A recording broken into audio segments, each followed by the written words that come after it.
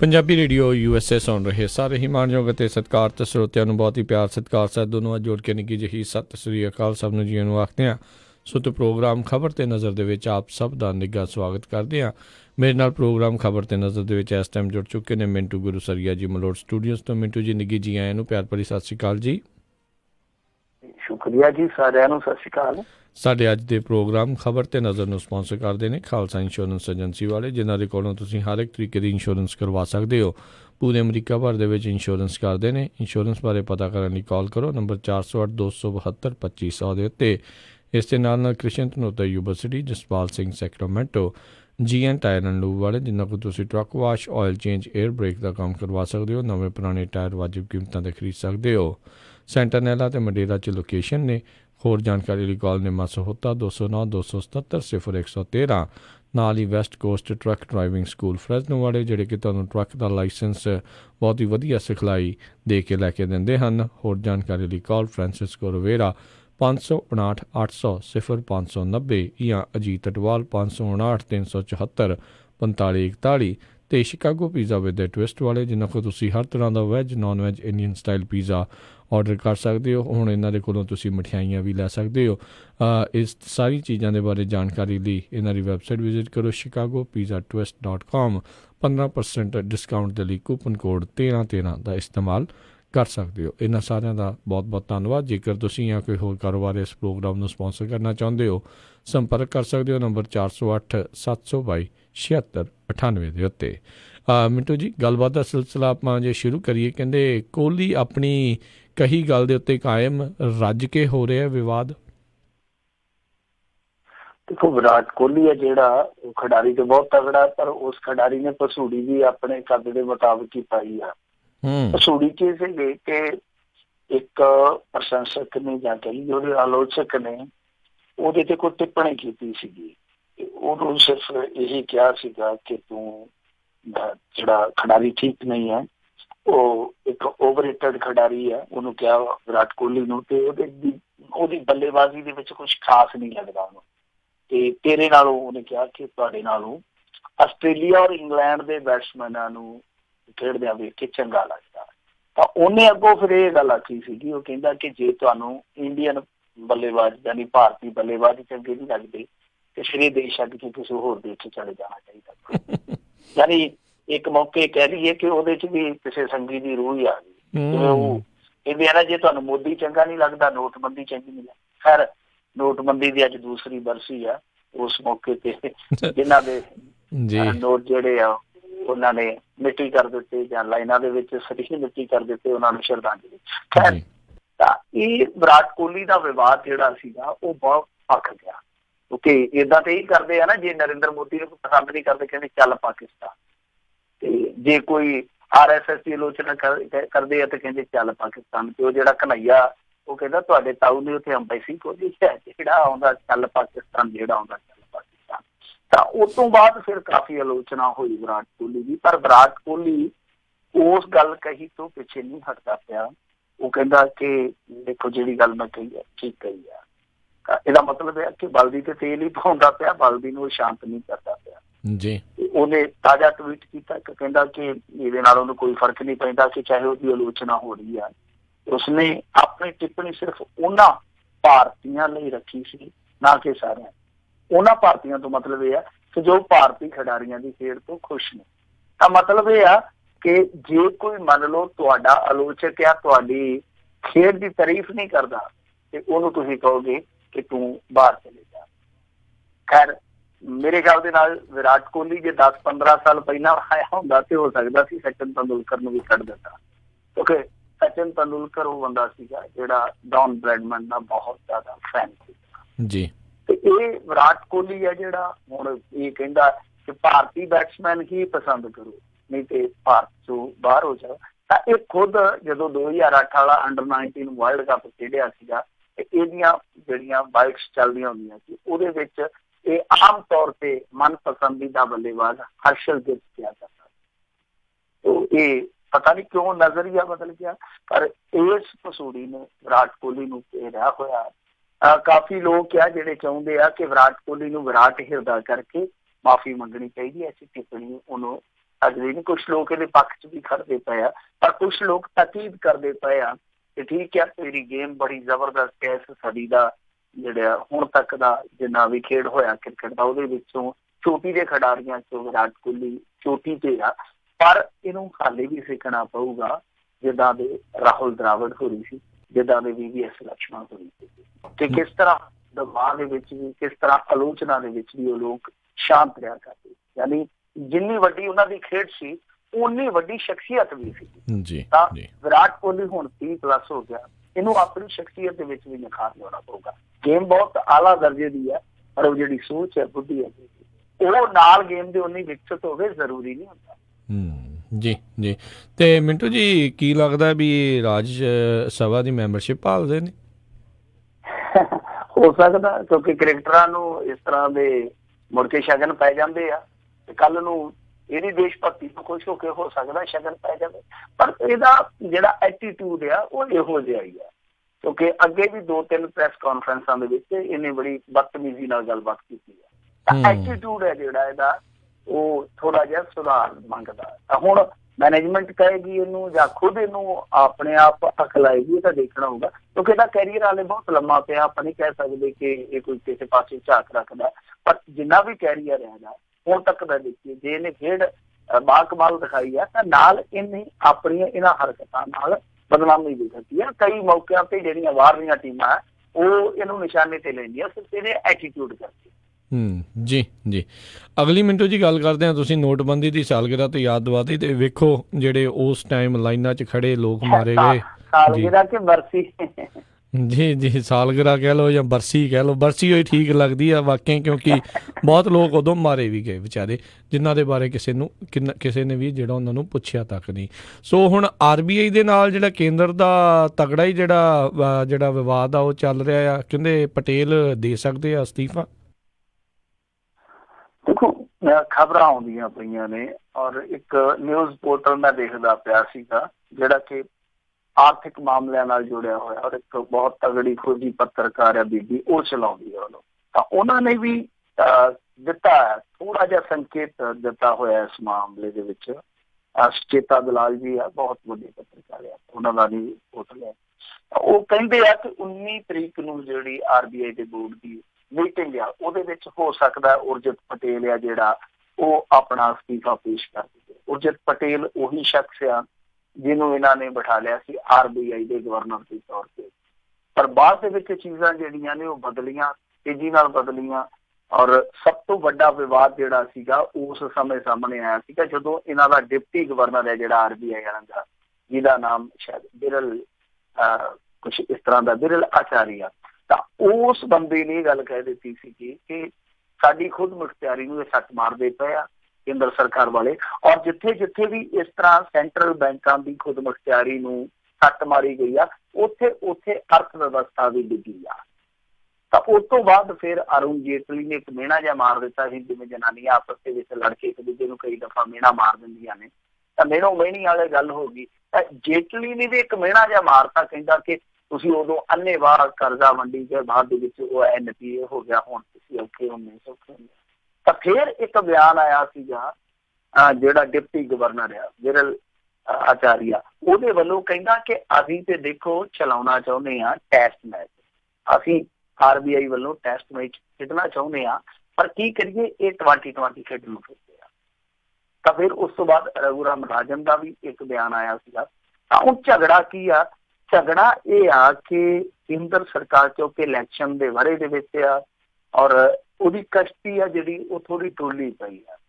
ਤਾਂ ਉਸ ਕਸ਼ਤੀ ਨੂੰ ਪਾਰ ਲਾਉਣ ਲਈ ਉਹ ਕੁਝ ਛੋਟਾ ਚਾਹੁੰਦੀ ਆ, ਔਰ ਛੋਟਾ ਵਾਸਤੇ ਉਹਨਾਂ ਨੇ ਗੁਰੂ ਮੂਰਤੀ ਜਿਹੜਾ ਇਹਨਾਂ ਦਾ RSS ਦਾ ਬਹੁਤ ਵੱਡਾ ਅਰਥ ਸ਼ਾਸਤਰੀ ਸਮਝਿਆ ਜਾਂਦਾ, ਉਹਨੂੰ ਪਹਿਲਾਂ ਬੋਰਡ ਦੇ ਵਿੱਚ ਵਾੜਿਆ। ਉਹਦੇ ਨਾਲ 2-3 ਹੋਰ ਸੀਗੇ। ਪਹਿਲਾਂ ਬੋਰਡ ਦਾ ਜਿਹੜਾ ਮੁਖੀ ਸੀਗਾ ਮੇਰੇ ਖਿਆਲ ਦੇ ਨਾਲ ਉਹਦਾ ਨਾਮ ਮਿਸਟਰ ਮੋਰ ਸੀਗਾ, ਉਹਨੂੰ ਬਿਨਾਂ ਕਾਰਨ ਤੋਂ ਛੁੱਟੀ ਕਰਕੇ ਭੇਜ ਦਿੱਤਾ ਗਿਆ। ਤਾਂ ਗੁਰੂ ਮੂਰਤੀ ਜਦੋਂ ਉਸ ਬੋਰਡ ਦੇ ਵਿੱਚ ਬੈਠ ਗਿਆ, ਨਾਲ 2-3 ਉਹਦੇ ਹੋਰ ਸੀਗੇ ਮੂਰਤੀਆਂ, ਤਾਂ ਉਹਨਾਂ ਨੇ ਜਾ ਕੇ ਦਬਾਅ ਪਾਉਣਾ ਸ਼ੁਰੂ ਕਰ ਦਿੱਤਾ ਅੰਦਰ ਕਰ। ਤਾਂ ਹੁਣ ਇਹੀ ਝਗੜੇ ਦੀ ਵਜ੍ਹਾ ਬਣਿਆ। ਝਗੜੇ ਦੀ ਵਜ੍ਹਾ ਜਿਹੜੀ ਆ ਉਹ ਵੈਸੇ ਇੱਕ ਨਹੀਂ 2-3 ਵਜ੍ਹਾ ਮੈਨੂੰ ਤੇ ਨਜ਼ਰ ਆਈਆਂ। ਜਿੱਦਾਂ ਉਦਾਹਰਨ ਦੇ ਤੌਰ ਤੇ ਇਹ ਚਾਹੁੰਦੇ ਆ ਕਿ ਬਿਜਲੀ ਕੰਪਨੀਆਂ ਜਿਹੜੀਆਂ ਪਾਵਰ ਕੰਪਨੀਆਂ ਉਹਨਾਂ ਨੂੰ ਛੋਟਾਂ ਦਿੱਤੀਆਂ ਜਾਣ। ਜਦਕਿ RBI ਨੇ ਕੀ ਕਾਇਦਾ ਬਣਾ ਦਿੱਤਾ ਕਿ ਜੇ ਮੰਨ ਲਓ ਕੋਈ ਬਿਜਲੀ ਕੰਪਨੀ ਡਿਫਾਲਟ ਕਰਦੀ ਆ ਤਾਂ ਦੂਜੇ ਦਿਨ ਹੀ ਉਹਦੇ ਖਿਲਾਫ ਬੈਂਕਿੰਗ ਸੈਕਟਰ ਦੀ ਜੋ ਵੀ ਕਾਰਵਾਈ ਹੁੰਦੀ ਹੈ ਉਹ ਆਰੰਭ ਕਰ ਦਿੱਤੀ ਜਾਊਗੀ। ਤਾਂ ਬਿਜਲੀ ਕੰਪਨੀ ਹੁਣ ਕਿਹਦੀ ਹੈ ਤੁਹਾਨੂੰ ਪਤਾ ਹੀ ਆ ਟਾਟਾ, ਆ ਫਲਾਣਾ ਅਡਾਨੀ, ਆ ਫਲਾਣਾ ਅੰਬਾਨੀ। ਤਾਂ ਇਹੋ ਜਿਹੀਆਂ ਬਿਜਲੀ ਕੰਪਨੀਆਂ। ਏਦਾਂ ਹੀ ਇਹਨਾਂ ਨੇ ਇੱਕ ਚੀਜ਼ ਹੋਰ ਕੀਤੀ ਹੋਈ RBI ਵਾਲਿਆਂ ਨੇ ਕਿ ਜਿੱਦਾਂ ਤੁਹਾਨੂੰ ਪਤਾ ਹੀ ਆ ਹੁਣ ਪ੍ਰਾਈਵੇਟ ਬੈਂਕ ਚੱਲ ਪਏ ਆ ਔਰ ਖਾਸ ਤੌਰ ਤੇ ਡਿਜੀਟਲ ਲੈਣ ਦੇਣ ਵਾਲੇ ਬੈਂਕ ਚੱਕਰ ਜਿਹੜੇ ਚੱਲਦੇ ਪਏ ਆ, ਉਹਨਾਂ ਨੂੰ ਰੈਗੂਲੇਟਰ ਕਰਨ ਦਾ ਵੀ ਕੰਮਕਾਰ ਹੈ ਜਿਹੜਾ RBI ਦੇ ਤਹਿਤ ਆ। ਤੇ ਇਹ ਕੀ ਕਹਿੰਦੇ ਆ ਕਿ ਸਾਡੇ ਹੱਥ ਦਿਓ, ਜਦਕਿ ਇਹਨਾਂ ਨੂੰ ਪਤਾ ਕਿ RBI ਵਾਲੇ ਪਹਿਲਾਂ ਹੀ ਇਸ ਗੱਲ ਤੋਂ ਚਿੰਤਤ ਆ ਕਿ ਜਿੱਦਾਂ ਇਹ ਆਨਲਾਈਨ ਕੰਮ ਚੱਲਦਾ ਤਾਂ ਉਹਦਾ ਸਾਡਾ ਜਿਹੜਾ ਬੈਂਕਿੰਗ ਸੈਕਟਰ ਦਾ ਕੰਮ ਪ੍ਰਭਾਵਿਤ ਹੁੰਦਾ। ਦੂਜਾ ਝਗੜਾ ਹੈ। ਤੀਜਾ ਇਹ ਆ ਕਿ ਜਿੱਦਾਂ ਸੂਖਮ, ਲਘੂ, ਦਰਮਿਆਨੇ ਉਦਯੋਗ ਆ, ਇਹਨਾਂ ਨੂੰ ਇਹ ਕਰਜ਼ਾ ਚਾਹੁੰਦੇ ਆ ਕਿ ਖੁੱਲਾ ਕਰਜ਼ਾ ਵੰਡਿਆ ਜਾਵੇ। ਸੋ ਇਹ 3-4 ਨੁਕਤੇ ਆ ਜਿੱਥੇ ਕੇਂਦਰ ਸਰਕਾਰ ਭਿੜਦੀ ਪਈ ਆ। ਤੇ ਕੇਂਦਰ ਸਰਕਾਰ ਦਾ ਦਬਾਅ ਜਿਹੜਾ ਅੰਦਰ ਖਾਤੇ ਇੰਨਾ ਜ਼ਿਆਦਾ ਚੱਲਦਾ ਪਿਆ ਕਿ ਸੰਭਾਵਨਾ ਬਣ ਗਈ ਹੈ ਕਿ ਹੋ ਸਕਦਾ ਕਿ ਉਰਜਿਤ ਪਟੇਲ ਹੈ ਜਿਹੜਾ 19 ਤਰੀਕ ਨੂੰ ਅਸਤੀਫਾ ਦੇ ਦੇਵੇ ਜਾਂ ਅਸਤੀਫੇ ਦੀ ਪੇਸ਼ਕਸ਼ ਕਰ ਦੇਵੇ। ਪਰ ਜੇ 19 ਤਰੀਕ ਨਿਕਲ ਗਈ ਤੇ ਫਿਰ ਸ਼ਾਇਦ ਇਹ ਯੱਕਾ ਜਿਹੜਾ ਹੌਲੀ ਤੁਰਿਆ ਜਾਵੇ। ਪਰ ਉਮੀਦ ਇਹ ਕੀਤੀ ਜਾ ਰਹੀ ਹੈ ਕਿ ਉਰਜਿਤ ਪਟੇਲ ਜਿਹੜਾ ਦੱਸਿਆ ਜਾਂਦਾ ਕਿ ਕਾਫੀ ਵੱਡੇ ਮਾਨਸਿਕ ਦਬਾਅ ਚੋਂ ਵੀ ਗੁਜ਼ਰਦਾ ਪਿਆ, ਸਿਹਤ ਦਾ ਹਵਾਲਾ ਦੇ ਕੇ ਅਸਤੀਫੇ ਦੀ ਪੇਸ਼ਕਸ਼ ਕਰ ਸਕਦਾ ਜਾਂ ਅਸਤੀਫਾ ਪੇਸ਼ ਕਰਕੇ ਤੇ ਰਮਤੇ ਪਤਲੀ ਗਲੀ ਤਾਂ ਨਹੀਂ ਨਿਕਲ ਸਕਦਾ। ਜੀ ਦੇਖਦੇ ਹਾਂ ਕੀ ਕੁਛ ਨਿਕਲਦਾ ਇਹਨਾਂ ਦੀਆਂ ਹੋਰ ਗੱਲਾਂ ਚੋਂ। ਅਗਲੀ ਜਿਹੜੀ ਆਪਾਂ ਗੱਲ ਕਰਦੇ ਹਾਂ ਮਿੰਟੂ ਜੀ, ਵੀ ਦੀਵਾਲੀ ਦੇ ਮੌਕੇ ਸੁਪਰੀਮ ਕੋਰਟ ਦੀਆਂ ਬੜੀਆਂ ਸਖਤ ਹਦਾਇਤਾਂ ਸੀਗੀਆਂ ਵੀ ਇੰਨੇ ਚਿਰ ਦੇ ਵਿੱਚ ਹੀ ਜਿਹੜੇ ਪਟਾਕੇ ਚਲਾਉਣੇ ਆ। ਇੱਕ ਤਾਂ ਉਸ ਦੇ ਬਾਰੇ ਦੱਸਿਓ ਵੀ ਲੋਕਾਂ ਮੰਨਿਆ ਕਿ ਨਹੀਂ ਮੰਨਿਆ, ਤੇ ਨਾਲੇ ਕਹਿੰਦੇ ਵੀ ਦੀਵਾਲੀ ਮੌਕੇ 33 ਚੰਡੀਗੜ੍ਹੀਆਂ ਦੇ ਉੱਤੇ ਕੇਸ ਦਰਜ ਹੋਏ ਆ ਹੱਦੋਂ ਵੱਧ ਪਟਾਕੇ ਚਲਾਉਣ ਤੇ। ਦੇਖੋ ਆਪਾਂ ਉਦਣ ਵੀ ਗੱਲ ਕੀਤੀ ਸੀਗੀ ਕਿ ਪਿੰਡਾਂ ਦੇ ਵਿੱਚ ਇਹ ਚੀਜ਼ਾਂ ਲਾਗੂ ਨਹੀਂ ਹੋ ਸਕਦੀਆਂ। ਕੌਣ ਪਟਾਕੇ ਚਲਾਉਂਦਾ, ਰਾਤ ਨੂੰ ਕਿਹੜਾ ਜਾ ਕੇ ਦੇਖਦਾ। ਏਦਾਂ ਵੱਡੇ ਸ਼ਹਿਰਾਂ ਦੇ ਵਿੱਚ ਵੀ ਹੋਇਆ। ਦਿੱਲੀ ਤੋਂ ਲੈ ਕੇ ਚੰਡੀਗੜ੍ਹ, ਲੁਧਿਆਣੇ ਤੱਕ ਲਗਾਤਾਰ ਅੱਧੀ ਰਾਤ ਤੋਂ ਬਾਅਦ ਵੀ ਵੀਡੀਓ ਪੈਂਦੀਆਂ ਰਹੀਆਂ ਕਿ ਆਹ ਵੇਖੋ ਇੱਥੇ ਪਟਾਕੇ ਚੱਲਦੇ ਪਏ, ਇੱਥੇ ਪਟਾਕੇ ਚੱਲਦੇ। ਮਤਲਬ ਕਿ ਜਿਹੜੇ ਇਹਨਾਂ ਨੇ ਰੂਲ ਕਾਇਦੇ ਬਣਾਏ ਸੀ ਉਹਨਾਂ ਦੇ ਪਟਾਕੇ ਪਾਤੇ ਆ ਪਟਾਕੇ ਚਲਾਉਣ ਵਾਲਿਆਂ ਨੇ। ਤਾਂ ਖੂਬ ਪਟਾਕਾਬਾਜ਼ੀ ਕੀਤੀ ਗਈ। ਹਾਲਾਂਕਿ ਫਿਰ ਜਿੱਦਾਂ ਖਾਨਾ ਪੂਰਤੀ ਹੁੰਦੀ ਹੈ ਥੋੜ੍ਹੀ ਕੀਤੀ ਗਈ ਆ। ਦਿੱਲੀ ਦੇ ਵਿੱਚ ਤੇ ਦੱਸਦੇ ਆ ਕਿ 300 ਤੋਂ ਵੱਧ ਗ੍ਰਿਫਤਾਰ ਕੀਤੇ ਗਏ, 500 ਤੋਂ ਵੱਧ ਮਾਮਲੇ ਰਜਿਸਟਰਡ ਕੀਤੇ ਗਏ। ਇੱਦਾਂ ਚੰਡੀਗੜ੍ਹ ਦੇ ਵਿੱਚ ਜਿੱਦਾਂ ਤੁਸੀਂ ਦੱਸਿਆ ਕਿ 37 ਦੇ ਕਰੀਬ ਗ੍ਰਿਫਤਾਰੀਆਂ ਹੋਈਆਂ, ਕੁਛ ਮਾਮਲੇ ਦਰਜ ਕੀਤੇ ਗਏ ਆ। ਇੱਦਾਂ ਲੁਧਿਆਣੇ ਦੇ ਵਿੱਚ ਵੀ ਹੋਏ ਆ, ਮੇਰੇ ਖਿਆਲ ਦੇ ਨਾਲ 28 ਕੁ ਮਾਮਲੇ ਦਰਜ ਹੋਏ ਆ ਲੁਧਿਆਣੇ ਦੇ ਵਿੱਚ ਵੀ। ਪਰ ਬਹੁਤ ਸਾਰੀਆਂ ਥਾਵਾਂ ਅਜਿਹੀਆਂ ਨੇ ਜਿੱਥੇ ਪਤਾ ਹੀ ਨਹੀਂ ਲੱਗਿਆ ਕਿ ਪਟਾਕੇ ਕੌਣ ਚਲਾਏ ਆ। ਔਰ ਪਟਾਕੇ ਚਲਾਉਣ ਤੋਂ ਮੈਨੂੰ ਗੱਲ ਚੇਤੇ ਆ ਗਈ, ਇੱਥੇ ਤੇ ਏਦਾਂ ਦੀਆਂ ਵੀ ਵੀਡੀਓ ਵਾਇਰਲ ਹੋਈਆਂ ਪਈਆਂ ਕਿ ਪੁਲਿਸ ਵਾਲੇ ਖੁਦ ਉੱਥੋਂ ਪਟਾਕੇ ਚੁੱਕ ਕੇ ਲੈ ਜਾਂਦੇ ਦੁਕਾਨਾਂ ਧੱਕੇ ਨਾਲ। ਕਿੰਨਾ ਦਾ ਸ਼ਰਾਬੀ ਹੋਇਆ ਮੁਲਾਜ਼ਮ, ਉਹ ਧੱਕੇ ਨਾਲ ਹੀ ਪਟਾਕੇ ਹੁੰਦੀ ਜਾਂਦਾ। ਸੋ ਇਸ ਤਰ੍ਹਾਂ ਦੇ ਵੀ ਪਟਾਕੇ ਪਈ ਜਾਂਦੇ ਆ। ਯਾਨੀ ਕਹਿਣ ਦਾ ਮਤਲਬ ਇਹ ਹੈ ਕਿ ਜੋ ਇੱਕ ਕਾਇਦਾ ਬਣਾਇਆ ਸੀਗਾ ਸੁਪਰੀਮ ਕੋਰਟ ਨੇ, ਸਮਾਂ ਹੱਦ ਤੈਅ ਕੀਤੀ ਸੀਗੀ ਕਿ 2 ਘੰਟੇ ਬਈ ਤੁਸੀਂ ਪਟਾਕੇ ਚਲਾਉਣੇ, ਇਸ ਤੋਂ ਬਾਅਦ ਤੁਸੀਂ ਪਟਾਕੇ ਨਹੀਂ ਪਾਉਣੇ, ਤਾਂ ਜਨਤਾ ਨੇ ਉਹ ਨਹੀਂ ਮੰਨਿਆ। ਤਾਂ ਉਹਦਾ ਨਤੀਜਾ ਵੀ ਸਾਡੇ ਸਾਹਮਣੇ ਆ। ਜੇ ਅੱਜ ਤੁਸੀਂ ਦੇਖੋ ਕਿ ਐਵਰੇਜ ਆਪਣੇ ਉਹਦਾ 100-150 ਕੁਆਲਿਟੀ 에ਅਰ ਕੁਆਲਿਟੀ ਇੰਡੈਕਸ ਹੁੰਦਾ ਆਪਣੇ ਪੰਜਾਬ ਦੇ ਵਿੱਚ। ਔਰ ਪਿਛਲੇ ਹਫ਼ਤੇ ਤੁਹਾਨੂੰ ਯਾਦ ਹੋਣਾ ਜਦੋਂ ਅਰਵਿੰਦ ਕੇਜਰੀਵਾਲ ਨਾਲ ਪ੍ਰਦੂਸ਼ਣ ਦੇ ਮਾਮਲੇ ਤੇ ਇਹਨਾਂ ਦੇ ਸਿੰਘ ਫਸ ਗਏ ਸੀਗੇ, ਤਾਂ ਉਦੋਂ ਇਹੀ ਹਵਾਲਾ ਦਿੱਤਾ ਗਿਆ ਸੀਗਾ ਕਿ ਸਾਡੇ ਪੰਜਾਬ ਦੇ ਵਿੱਚ ਔਸਤ 에ਅਰ ਕੁਆਲਿਟੀ ਇੰਡੈਕਸ ਹੈ ਜਿਹੜਾ ਉਹ 150 ਆ। ਅੱਜ ਕਿੰਨਾ ਹੋ ਗਿਆ ਯਕਦਮ, ਜਿੰਨਾ ਕੁ ਮੈਨੂੰ ਪਤਾ ਲੱਗਿਆ ਲੁਧਿਆਣੇ 'ਚ 221, ਜਲੰਧਰ 'ਚ 226, ਅੰਮ੍ਰਿਤਸਰ ਦੇ ਵਿੱਚ 221, ਪਟਿਆਲੇ 'ਚ 271। ਤੇ ਇਹ ਤੁਸੀਂ ਆਪ ਹੀ ਅੰਦਾਜ਼ਾ ਲਾ ਲਓ ਕਿ ਕਿੰਨਾ ਵਧਿਆ, ਯਕਦਮ ਕਿੰਨਾ ਵੱਧ ਗਿਆ। 150 ਐਵਰੇਜ ਸੀਗੀ, ਕਿੱਥੇ ਹੁਣ ਪਟਿਆਲੇ ਵਰਗੇ ਸ਼ਹਿਰ ਦੇ ਵਿੱਚ 350 ਪਹੁੰਚ ਗਿਆ। ਔਰ ਦਿੱਲੀ ਦੇ ਵਿੱਚ ਤੇ ਦੱਸਦੇ ਆ ਕਿ ਸਾਹ ਲੈਣਾ ਮੁਸ਼ਕਿਲ ਹੋ ਗਿਆ। ਇੱਕ ਚਾਦਰ ਜਿੱਦਾਂ ਵਾਤਾਵਰਨ ਦੇ ਵਿੱਚ ਕਹੀਏ ਕਿ ਐਸੀ ਚਾਦਰ ਇੱਕ ਪੱਤ ਦੇ ਰੂਪ ਦੇ ਵਿੱਚ ਸਾਹਮਣੇ ਆ ਗਈ, ਚਾਦਰ ਹੀ ਬਣ ਗਈ ਆ ਧੂਏ ਦੀ, ਜਿਹਦੇ ਵਿੱਚ ਦਮ ਘੁੱਟਦਾ। ਇਹ ਸਾਰਾ ਕੁਛ ਜਿਹੜਾ ਉਹ ਪਟਾਕਿਆਂ ਕਰਕੇ ਹੋਇਆ। ਹੁਣ ਪਟਾਕੇ ਚਲਾਉਣ ਵਾਲੇ ਜਿਹੜੇ ਆ ਉਹ ਜਾਂ ਤੇ ਇਹਨਾਂ ਹਦਾਇਤਾਂ ਨੂੰ ਮੰਨਣ ਕਿ ਠੀਕ ਆ, ਘੰਟਾ 2 ਘੰਟੇ ਸ਼ੁਗਲ ਮੇਲਾ ਕਰ ਲਿਆ, ਮੁੜ ਕੇ ਟਿਕ ਕੇ ਬਹਿ ਜਾਣ। ਤੇ ਜੇ ਇਸ ਤਰ੍ਹਾਂ ਦੀ ਹਾਲਤ ਰਹਿੰਦੀ ਆ ਤੇ ਸੁਪਰੀਮ ਕੋਰਟ ਦੇ ਹੁਕਮਾਂ ਦੇ ਬਾਵਜੂਦ ਵੀ ਲੋਕ ਨਹੀਂ ਹਟਦੇ, ਤਾਂ ਫਿਰ ਸੁਪਰੀਮ ਕੋਰਟ ਨੂੰ ਵੇਖਣਾ ਚਾਹੀਦਾ ਕਿ ਇਹ ਫਿਰ ਪੱਕੇ ਭਾਂਡੇ ਪਾ ਦਿੱਤੇ ਜਾਣ ਪਟਾਕੇ, ਕਿਉਂਕਿ ਲੋਕ ਤੇ ਹਟਦੇ ਨਹੀਂ। ਪਰ ਰੌਲਾ ਇਹ ਆ ਕਿ ਜਿਹੜੇ ਪਟਾਕਿਆਂ ਵਾਲੇ ਆ ਉਹ ਫਿਰ ਵਕਾਲਤ ਕਰਦੇ ਆ ਕਿ ਜੇ ਪਟਾਕੇ ਬੈਨ ਕਰਨੇ ਆ ਤੇ ਫਿਰ ਪਰਾਲੀ ਵੀ ਬੈਨ ਕਰਦੇ, ਕਿਉਂਕਿ ਪਰਾਲੀ ਵੀ ਜ਼ਹਿਰੀਲੀ ਆ। ਸੋ ਦੋਵਾਂ ਪਾਸੋਂ ਦੇਖਦੇ ਆ ਹੁਣ ਕਿਹੜੀ ਚੀਜ਼ ਜਿਹੜੀ ਆ ਉਹ ਪਹਿਲਾਂ ਬੰਦ ਹੁੰਦੀ ਆ। ਪਰ ਪਟਾਕੇ ਲੋਕਾਂ ਨੇ ਆਪਣੇ ਪੱਧਰ ਤੇ ਜਾਗਰੂਕ ਹੋ ਕੇ ਜੇ ਬੰਦ ਕਰ ਲਏ ਹੁੰਦੇ ਤਾਂ ਮੇਰੇ ਖਿਆਲ ਦੇ ਨਾਲ ਨਾ ਤੇ ਵਾਤਾਵਰਨ ਦਾ ਹਾਲ ਹੁੰਦਾ ਤੇ ਨਾ ਜੇ ਕੱਲ ਨੂੰ ਕੋਈ ਬੈਨ ਹੁੰਦੇ ਆ ਪਟਾਕੇ ਤੇ ਨਾ ਹੀ ਉਹ ਸੰਭਾਵਨਾ ਬਣਦੀ। ਜੀ ਜੀ ਜੀ। ਅਗਲੀ ਗੱਲ ਕਰਦੇ, ਕਹਿੰਦੇ ਨਵਜੋਤ ਸਿੱਧੂ ਨੇ ਮੋਦੀ ਰਾਜ ਤੇ ਕਰਾਰੀ ਸੱਟ ਲਾਉਣ ਦੀ ਖਿੱਚੀ ਹੈ ਤਿਆਰੀ। ਬਿਲਕੁਲ, ਇਹਦੀ ਇੱਕ ਵੀਡੀਓ ਆਈ ਆ ਤੇ ਬੜੀ ਵੀਡੀਓ ਬਹੁਤ ਤੱਤੀ ਕਾਲੀ ਵੀਡੀਓ ਆ। ਏਦਾਂ ਲੱਗਦਾ ਕਿ ਨਵਜੋਤ ਸਿੱਧੂ ਆ ਜਿਹੜਾ ਨਵੀਂ ਜ਼ਿੰਮੇਵਾਰੀ ਚ ਹੁਣ ਸਾਨੂੰ ਜਲਦੀ ਦਿਖਾਈ ਦੇਊਗਾ, ਕਿਉਂਕਿ ਤੁਹਾਨੂੰ ਚੇਤੇ ਹੋਣਾ ਕਿ ਜਦੋਂ ਗੁਜਰਾਤ ਤੇ ਹਿਮਾਚਲ ਦੇ ਵਿੱਚ ਇਲੈਕਸ਼ਨ ਸੀਗਾ ਤੇ ਇਹ ਪ੍ਰਚਾਰ ਵਾਸਤੇ ਨਹੀਂ ਸੀ ਗਿਆ, ਤਾਂ ਉਦੋਂ ਕਈ ਸਵਾਲ ਉੱਠੇ ਸੀਗੇ, ਇਹਨਾਂ ਦੇ ਆਪਣੇ ਬੰਦਿਆਂ ਨੇ ਵੀ ਸਵਾਲ ਚੁੱਕੇ ਸੀਗੇ। ਪਰ ਹੁਣ ਦੱਸਦੇ ਆ ਕਿ ਇਹਨਾਂ ਦੀ ਜਿਹੜੀ ਆਲਾ ਕਮਾਨ ਹੈ ਉਹਨੇ ਫੈਸਲਾ ਕਰ ਲਿਆ ਕਿ 2 ਬੰਦੇ ਆ ਜਿਹੜੇ ਉਹ ਤਾਂ ਲਿਜਾਏ ਜਾਣੇ, ਇੱਕ ਮਨਪ੍ਰੀਤ ਬਾਦਲ, ਇੱਕ ਨਵਜੋਤ ਸਿੱਧੂ ਆ। ਤੇ ਨਵਜੋਤ ਸਿੱਧੂ ਦੀ ਤੇ ਘੰਟੀ ਖੜਕਦੀ ਆ। ਅੱਜ ਇਹਨੇ ਵੀਡੀਓ ਪਾਈ ਆ ਇੱਕ, ਔਰ ਵੀਡੀਓ ਦੇ ਵਿੱਚ ਬੜਾ ਜੋਸ਼ ਦੇ ਨਾਲ ਬੋਲਦਾ ਪਿਆ ਜਿੱਦਾਂ ਬੋਲਦਾ, ਤੇ ਉਹਦੇ ਵਿੱਚ ਰਾਹੁਲ ਗਾਂਧੀ ਨੂੰ ਪ੍ਰਧਾਨ ਮੰਤਰੀ ਵੀ ਕਹਿ ਰਿਹਾ ਕਿ ਆਉਣ ਵਾਲਾ ਪ੍ਰਧਾਨ ਮੰਤਰੀ ਹੈ। ਉਹ ਕਹਿੰਦਾ ਨਾ ਪੜੇ ਇਸ ਚੱਕਰ ਮੇ ਕੋਈ ਨਾ ਤੇਰੀ ਟੱਕਰ ਮੇ, ਇਸ ਤਰ੍ਹਾਂ ਦੇ ਸ਼ੇਰ ਵੀ ਬੋਲਦਾ ਪਿਆ। ਸੋ ਨਾਲੇ ਇਹਨਾਂ ਨੂੰ ਚਤਾ ਰਿਹਾ, ਕਹਿੰਦਾ ਮੈਂ ਤੁਹਾਡੀ ਪੋਲ ਪੱਟੀ ਖੋਲਣ ਵਾਸਤੇ ਆ ਰਿਹਾ। ਯਾਨੀ ਜਿੰਨੇ ਸਖਤ ਬੋਲ ਉਹਨੇ ਭਾਰਤੀ ਜਨਤਾ ਪਾਰਟੀ ਜਾਂ ਨਰਿੰਦਰ ਮੋਦੀ ਪ੍ਰਤੀ ਹੁਣ ਬੋਲੇ ਇਸ ਵੀਡੀਓ ਦੇ ਵਿੱਚ, ਮੈਂ ਆ ਰਿਹਾ, ਮੈਂ ਤੁਹਾਡੀ ਪੋਲ ਪੱਟੀ ਖੋਲੂੰਗਾ, ਤਾਂ ਉਹ ਅੱਜ ਤੱਕ ਨਹੀਂ ਸੀਗੇ ਬੋਲੇ। ਨਵਜੋਤ ਸਿੱਧੂ ਬੇਸ਼ੱਕ ਕਾਂਗਰਸ ਦੇ ਵਿੱਚ ਆ ਗਿਆ ਸੀਗਾ, ਪਰ ਜਦੋਂ ਵੀ ਭਾਰਤੀ ਜਨਤਾ ਪਾਰਟੀ ਦੀ ਗੱਲ ਚੱਲਦੀ ਸੀ ਉਦੋਂ ਪੋਲੇ ਪੋਲੇ ਨਿਕਲ ਜਾਂਦਾ ਸੀ, ਹੌਲੇ ਹੌਲੇ ਨਿਕਲ ਜਾਂਦਾ ਸੀਗਾ। ਤਾਂ ਐਤਕੀ ਉਹਨੇ ਇਹ ਚੀਜ਼ ਜਿਹੜੀ ਆ ਉਹ ਬਿਲਕੁਲ ਰੱਦ ਕਰਕੇ, ਬਿਲਕੁਲ ਨਗਾਰਦ ਕਰਕੇ ਆਪਣੇ ਆਪ ਨੂੰ ਨਵੇਂ ਰੰਗ ਚ ਪੇਸ਼ ਕੀਤਾ। ਤੇ ਉਮੀਦ ਤੇ ਕੁਛ ਲੋਕ ਇਹ ਵੀ ਜਤਾ ਰਹੇ ਕਿ ਆਉਣ ਵਾਲੇ ਸਮੇਂ ਦੇ ਵਿੱਚ ਕਾਂਗਰਸ ਜਿਹੜੀ ਆ ਉਹ ਕੈਪਟਨ ਅਮਰਿੰਦਰ ਸਿੰਘ ਦਾ ਬਦਲ ਤਿਆਰ ਕਰਦੀ ਪਈ ਆ।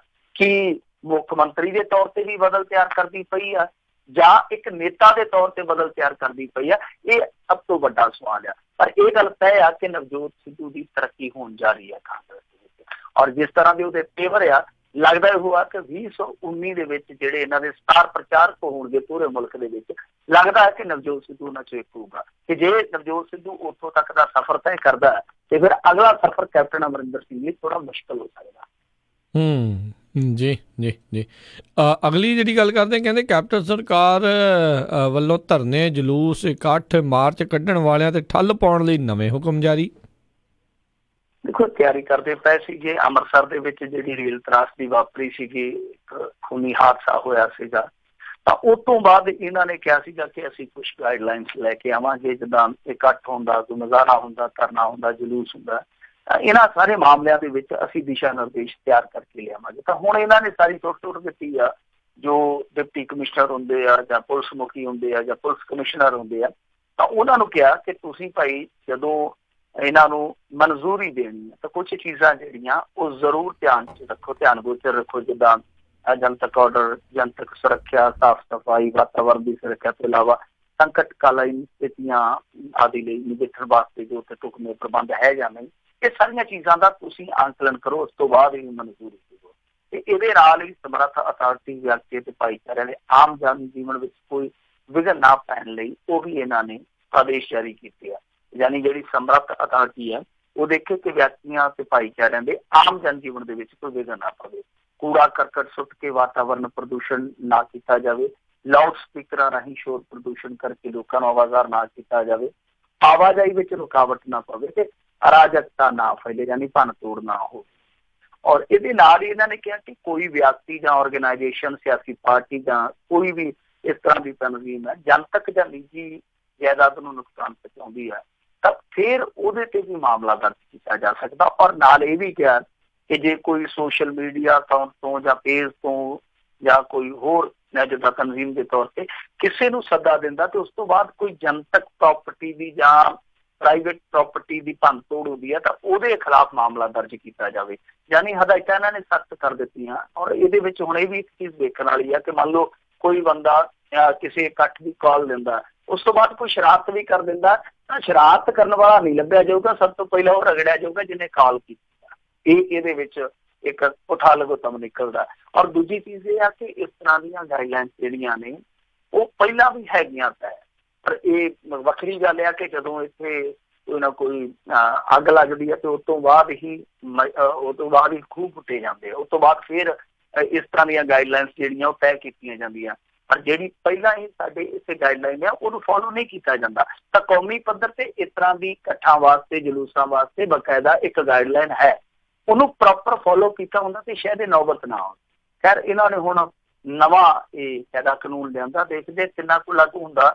ਪਰ ਹੇਠਲੇ ਪੱਧਰ ਤੇ ਜਦੋਂ ਕੋਈ ਆਯੋਜਕ ਇਸ ਤਰ੍ਹਾਂ ਦਾ ਆਯੋਜਨ ਕਰਦਾ ਜਿੱਥੇ ਕਿਸੇ ਚੰਗੇ ਲੀਡਰ ਨੇ ਆਉਣਾ ਹੋਵੇ, ਤੇ ਉੱਥੇ ਜੇ ਕੋਈ ਅਫਸਰ ਇਸ ਤਰ੍ਹਾਂ ਦੀ ਖਾਨਾ ਪੂਰਤੀ ਕਰਦਾ ਵੀ ਹੈ ਜਾਂ ਕਰਵਾਉਂਦਾ ਵੀ ਆ, ਤਾਂ ਉਹ ਜਿਹੜੇ ਲੀਡਰ ਆ ਉਹ ਡੱਕ ਦਿੰਦੇ ਕਿ ਤੂੰ ਕੌਣ ਹੁੰਦਾ, ਜੇ ਕੋਈ ਖਾਨਾ ਪੂਰਤੀ ਨਹੀਂ ਹੋਈ ਤੇ ਦਫਾ ਕਰ, ਅਸੀਂ ਇੱਥੇ ਮੁੱਖ ਮਹਿਮਾਨ ਦੇ ਤੌਰ ਤੇ ਆਉਣਾ। ਤੇ ਇਹ ਜਿਹੜੀਆਂ ਚੀਜ਼ਾਂ ਨੇ ਇਹ ਵੀ ਦੂਰ ਕਰਨ ਦੀ ਜ਼ਰੂਰਤ ਆ ਕਿ ਜਿਹੜੇ ਲੀਡਰ ਆ ਉਹ ਵੀ ਆਪਣੀਆਂ ਨੈਤਿਕ ਜ਼ਿੰਮੇਵਾਰੀਆਂ ਜਿਹੜੀਆਂ ਉਹ ਚੰਗੀ ਤਰ੍ਹਾਂ ਨਿਭਾਉਣ, ਕਿਉਂਕਿ ਬਹੁਤ ਵਾਰੀ ਜਿਹੜੀਆਂ ਅਣਗਹਿਲੀਆਂ ਹੁੰਦੀਆਂ ਉਹ ਇਸ ਕਰਕੇ ਹੁੰਦੀਆਂ ਕਿਉਂਕਿ ਪੋਲੀਟੀਕਲੀ ਜਿਹੜਾ ਇੱਕ ਦਬਾਅ ਬਣ ਜਾਂਦਾ ਪ੍ਰਸ਼ਾਸਨ ਤੇ ਉਹ ਉਹਨਾਂ ਨੂੰ ਪੂਰੇ ਤੌਰ ਤੇ ਕੰਮ ਨਹੀਂ ਕਰਨ ਦੇਣ ਦਿੰਦਾ।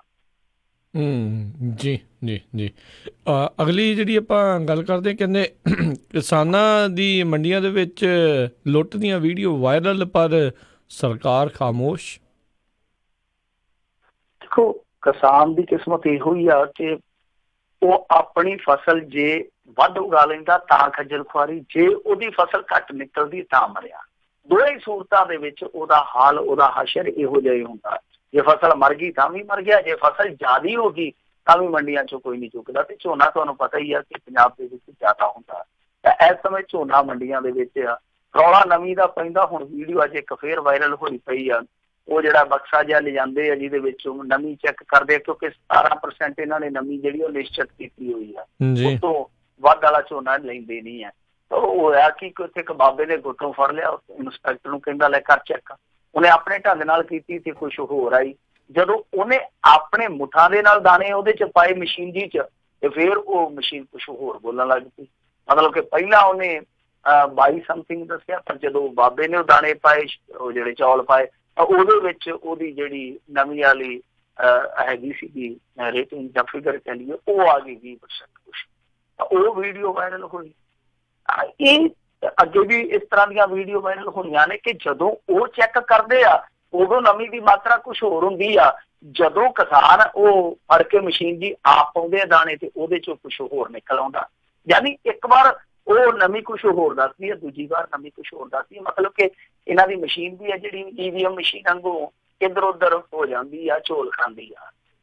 ਤਾਂ ਇਹ ਵੇਖਣਾ ਹੋਏਗਾ ਕਿ ਹੁਣ ਕਿਸਾਨਾਂ ਦੀ ਉੱਥੇ ਜਿਹੜੀ ਲੁੱਟ ਹੁੰਦੀ ਆ ਉਹਨੂੰ ਇਹ ਰੋਕਦੇ ਆ ਕਿ ਨਹੀਂ ਰੋਕਦੇ। ਹੁਣ ਤੱਕ ਤੇ ਨਾਕਾਮ ਆ, ਕਿਉਂਕਿ ਜਿਹੜੀ ਇਹ ਨਵੀਂ ਵੱਧ ਕਹਿੰਦੇ ਆ ਉਹਦੇ ਵਿੱਚ ਵੇਖੋ ਕਿਸਾਨ ਦਾ ਪਹਿਲਾਂ ਤਾਂ ਕਸੂਰ ਕੋਈ ਨਹੀਂ ਹੈ।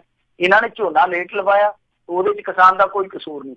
ਫੇਰ ਹੋਇਆ ਕਿ ਪੁਰਤਾ ਮੀਂਹ ਪੈ ਗਿਆ, ਬੇਮੌਸਮੀ ਮੀਂਹ ਪੈ ਗਿਆ, ਉਹਦੇ ਕਰਕੇ ਫਸਲਾਂ ਦੀ ਫੇਲ ਆ ਜਿਹੜੀ ਹੁਣ ਤੱਕ ਬਰਕਰਾਰ ਆ। ਵਾਢੀ ਜਿਹੜੀ ਲੇਟ ਹੋ ਗਈ ਹੈ, ਜਿੰਨੀ ਵਾਢੀ ਲੇਟ ਹੋਊਗੀ ਉਨੀ ਨਵੀਂ ਹੈ ਜਿਹੜੀ ਜ਼ਿਆਦਾ ਹੋਣੀ ਆ ਫਸਲ ਦੇ ਵਿੱਚ। ਤਾਂ ਕਿਸਾਨ ਦਾ ਤਾਂ ਕੋਈ ਦੋਸ਼ ਨਹੀਂ ਹੈਗਾ। ਹੁਣ ਸਾਰਾ ਕੁਛ ਮੜਿਆ ਕਿਸਾਨ ਦੇ ਸਿਰ ਤੇ ਜਾ ਰਿਹਾ। ਕਿਤੇ 10-10 ਦਿਨ ਹੋ ਗਏ ਮੰਡੀ 'ਚ ਬੈਠਿਆਂ ਨੂੰ। ਜੇ ਝੋਨਾ ਕਿਸੇ ਨੇ ਚੁਕਾਉਣਾ ਵੀ ਆ ਉਹ ਕਹਿੰਦੇ ਕੁਆਂਟਲ ਦੀ ਇੰਨੀ ਕਾਟ ਲੱਗੂਗੀ, ਜਾਂ ਦੇ ਕਾਟ ਤੇ ਫੇਰ ਸਾਰਾ ਕੁਛ ਠੀਕ ਕਰ ਦਿੰਦੇ ਆ। ਸੋ ਇਸ ਤਰ੍ਹਾਂ ਦੀ ਇੱਕ ਲੁੱਟ ਚੱਲਦੀ ਪਈ। ਇਹਨਾਂ ਨੇ ਪਿੱਛੇ ਜੇ ਧਰਨਾ ਵੀ ਦਿੱਤਾ, ਪਰ ਉਹਦੇ ਬਾਅਦ ਵੀ ਸਰਕਾਰ ਜਾਗੀ ਕੋਈ ਨਹੀਂ। ਵੈਸੇ ਵੀ ਸਾਡੀਆਂ ਜਿਹੜੀਆਂ ਇੱਥੇ ਦੀਆਂ ਸਿਆਸੀ ਤਨਜ਼ੀਮਾਂ ਆ ਉਹ ਪ੍ਰੈਸ ਕਾਨਫਰੰਸ ਖੇਡੀ ਜਾਂਦੀਆਂ। ਕੋਈ ਖਹਿਰਾ ਕਿਤੇ ਕਰੀ ਜਾਂਦਾ, ਕੋਈ ਸੁਖਬੀਰ ਕਿਤੇ ਕਰੀ ਜਾਂਦਾ, ਕੋਈ ਫਲਾਣਾ ਕਿਤੇ ਕਰੀ ਜਾਂਦਾ। ਪਰ ਜੋ ਮੰਡੀਆਂ 'ਚ ਕਿਸਾਨਾਂ ਦੀ ਲੁੱਟ ਹੋ ਰਹੀ ਆ, ਮੰਡੀਆਂ 'ਚ ਜੋ ਖੱਜਲ ਖੁਆਰਤਾ ਹੋ ਰਹੀ ਆ, ਉਹਦੇ ਬਾਰੇ ਕੋਈ ਨਹੀਂ ਬੋਲਦਾ ਪਿਆ। ਜੀ ਜੀ ਜੀ ਅਗਲੀ ਜਿਹੜੀ ਗੱਲ ਕਰਦੇ ਹਾਂ, ਸਭ ਨੂੰ ਪਤਾ ਵੀ ਇਸ ਟਾਈਮ ਜਿਹੜੇ ਟਕਸਾਲੀ ਅਕਾਲੀਆਂ ਦਾ ਸਿੱਧਾ ਬਾਦਲਾਂ ਦੇ ਨਾਲ ਮੱਥਾ ਲੱਗਾ ਆ, ਤੇ ਕਹਿੰਦੇ ਵੱਡੇ ਬਾਦਲ ਨੇ ਹੁਣ ਟਕਸਾਲੀਆਂ ਨੂੰ ਨਸੀਹਤ ਦਿੱਤੀ ਆ। ਦੇਖੋ ਆਪਦੇ ਪੁੱਤ ਨੂੰ ਨਸੀਹਤ ਨਹੀਂ ਦਿੰਦੇ, ਟਕਸਾਲੀਆਂ ਨੂੰ ਨਸੀਹਤ ਦਿੰਦੇ ਆ ਕਿ ਟਿਕੇ ਰਹੋ, ਪਾਰਟੀ ਬੜੇ ਕੰਮ ਦੀ ਚੀਜ਼ ਆ। ਇਹ ਖਬਰ ਆਉਂਦੀ ਪਈ ਆ ਜੀ ਬਲਾਡੇ ਬੰਨੀ, ਉਹ ਕਹਿੰਦੇ ਆ ਕਿ ਉਹ ਬਾਦਲ ਸਾਹਿਬ ਕਿਤੇ ਗਏ ਸੀਗੇ, ਤੇ ਵੈਸੇ ਤੇ ਉਹਨਾਂ ਨੇ ਇਹ ਧਾਰੀ ਹੋਈ ਆ ਕਿ ਜਦੋਂ ਵੀ ਪੱਤਰਕਾਰ ਇਸ ਦੁੱਖ ਦੀ ਰਗ ਤੇ ਹੱਥ ਰੱਖਦੇ ਆ ਤਾਂ ਮੁੜ ਕੇ ਨਾਲ ਦੀ ਨਾਲ ਬਾਦਲ ਸਾਹਿਬ ਨਿਕਲ ਜਾਂਦੇ। ਛੋਟੇ ਬਾਦਲ ਸਾਹਿਬ ਨੇ ਵੀ ਇਹੋ ਪੈਂਤੜਾ ਅਪਣਾਇਆ ਹੋਇਆ। ਇਹੋ ਜਿਹੇ ਮੁੱਦਿਆਂ ਤੇ ਅੱਜ ਕੱਲ੍ਹ ਉਹ ਘੱਟ ਬੋਲਦੇ ਆ, ਪਰ ਇਸ ਮੁੱਦੇ ਤੇ ਥੋੜਾ ਜਿਹਾ ਪ੍ਰਤੀਕਰਮ ਇਹਨਾਂ ਨੇ ਦਿੱਤਾ। ਬਾਦਲ ਸਾਹਿਬ ਨੇ ਕਹਿੰਦੇ ਆ ਕਿ ਦੇਖੋ ਪਾਰਟੀ ਜਿਹੜੀ ਹੁੰਦੀ ਹੈ ਨਾ ਸੁਪਰੀਮ ਹੁੰਦੀ ਹੈ, ਇਹਦੀਆਂ ਜੜ੍ਹਾਂ ਬੜੀਆਂ ਮਜ਼ਬੂਤ ਹੁੰਦੀਆਂ, ਤੇ ਇਸ ਦੇ ਲਈ ਆਪਣੀ ਮਾਂ ਪਾਰਟੀ ਤੋਂ ਵੱਖ ਹੋ ਕੇ ਕੋਈ ਵੀ ਪ੍ਰਾਪਤੀ ਹੈ ਜਿਹੜੀ ਉਹ ਪ੍ਰਾਪਤ ਨਹੀਂ ਕੀਤੀ ਜਾ ਸਕਦੀ। ਸੋ ਇਹ ਗੱਲ ਕਹਿੰਦੇ ਆ, ਮਤਲਬ ਕਿ ਟਕਸਾਲੀਆਂ ਨੂੰ ਨਸੀਹਤ ਦੇ ਰਹੇ ਆ ਉਲਟਾ ਕਿ ਭਾਵੇਂ ਔਖੇ ਹੋਵੋ ਸੌਖੇ ਹੋਵੋ, ਮੁੰਡਿਆਂ ਦਾ ਰਾਜ ਆ, ਘੂਰੀ ਘਾਰੀ ਜੇ ਵਟਣ ਵੀ ਤਾਂ ਵੀ ਚੁੱਪ ਕਰਕੇ ਗੁਜ਼ਰ ਬਸਰ ਕਰਕੇ ਟਾਈਮ ਕੱਟ ਲਓ, ਕਿਉਂਕਿ ਪਾਰਟੀ ਜਿਹੜੀ ਉਹ ਮਾਂ ਹੁੰਦੀ ਆ, ਮਾਂ ਪਾਰਟੀ ਦੀ ਮਹੱਤਤਾ ਬਹੁਤ ਹੁੰਦੀ।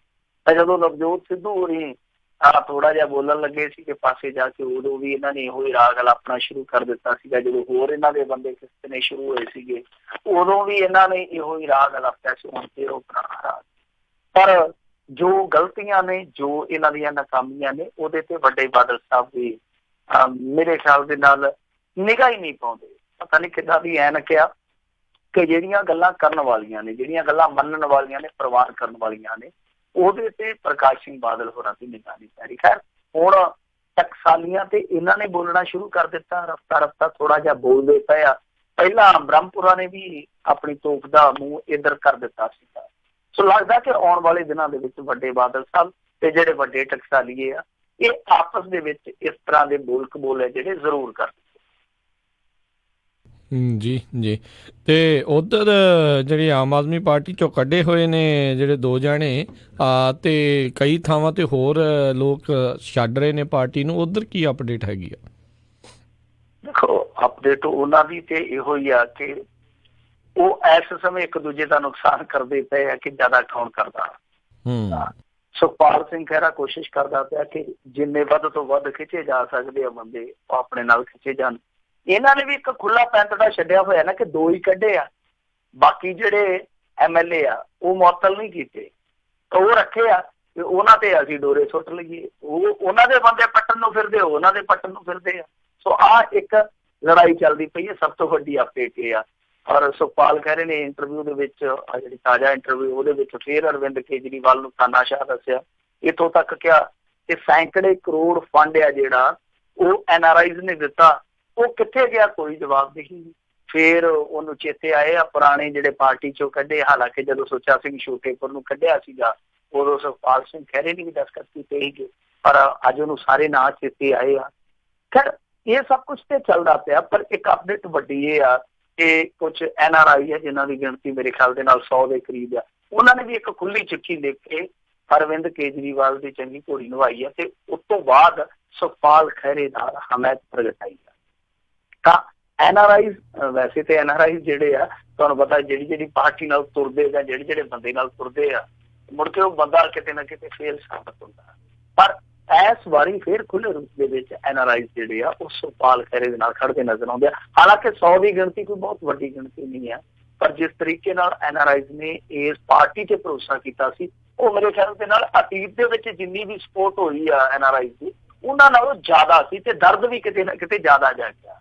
ਹੁਣ ਦੇਖਦੇ ਆ ਕਿ ਪਿਛਲਾ ਇਤਿਹਾਸ ਜੋ NRIs ਦੇ ਨਾਲ ਜੁੜਿਆ, ਜਿਹੜੀ ਇੱਥੋਂ ਦੀ ਲੋਕਲ ਪੋਲਿਟਿਕਸ ਉਹਦੇ ਨਾਲ ਹੁਣ ਤੱਕ ਜੁੜਿਆ, ਕੀ ਉਹ ਇਤਿਹਾਸ ਸੁਖਪਾਲ ਖਹਿਰੇ ਦੇ ਹੱਥੋਂ ਬਦਲਿਆ ਜਾਊਗਾ ਜਾਂ ਫਿਰ ਉਹ ਇਤਿਹਾਸ ਜਿਹੜਾ ਦੁਬਾਰਾ ਦੁਹਰਾਇਆ ਜਾਊਗਾ। NRIs ਕਿਸੇ ਟਾਈਮ ਆਹੀ ਚਿੱਠੀ ਕਿਸੇ ਹੋਰ ਦੇ ਨਾਂ ਨਹੀਂ, ਸੁਖਪਾਲ ਖਹਿਰੇ ਦੇ ਨਾਲ ਲਿਖੀ ਬੈਠੇ ਹੋਣ, ਸੋ ਇਹ ਦੇਖਣਾ ਦਿਲਚਸਪ ਹੋਊਗਾ।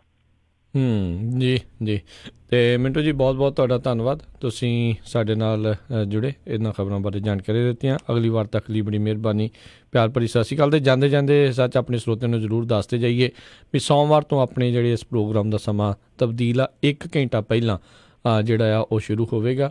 ਜਿਹੜੇ ਸਾਡੇ ਇੱਥੇ ਕੈਲੀਫੋਰਨੀਆ ਦੇ ਟਾਈਮ 9:30 ਵਜੇ ਹੁੰਦਾ ਸੀ, ਉਹ ਜਿਹੜਾ ਆ 8:30 ਵਜੇ ਆਉਂਦੇ ਸੋਮਵਾਰ ਤੋਂ ਜਿਹੜਾ ਪ੍ਰੋਗਰਾਮ ਆ ਉਹ ਸ਼ੁਰੂ ਹੋਇਆ ਕਰੇਗਾ। ਬਹੁਤ ਬਹੁਤ ਧੰਨਵਾਦ ਮਿੰਟੂ ਜੀ, ਸਤਿ ਸ਼੍ਰੀ ਅਕਾਲ ਜੀ। ਮਿਹਰਬਾਨੀ, ਸ਼ੁਕਰੀਆ ਜੀ। ਤੇ ਸਰੋਤਿਓ, ਮਿਲਾਂਗੇ ਤੁਹਾਨੂੰ ਅਗਲੀ ਵਾਰ, ਉਦੋਂ ਤੱਕ ਲਈ ਮੇਰੇ ਵੱਲੋਂ ਵੀ ਪਿਆਰ ਭਰੀ ਨਿੱਘੀ ਸਤਿ ਸ਼੍ਰੀ ਅਕਾਲ। ਜਿਉਂਦੇ ਵਾਸਤੇ ਰਹੋ, ਹੱਸਦੇ ਖੇਡਦੇ ਰਹੋ, ਸੁਣਦੇ ਰਹੋ ਪੰਜਾਬੀ ਰੇਡੀਓ USA।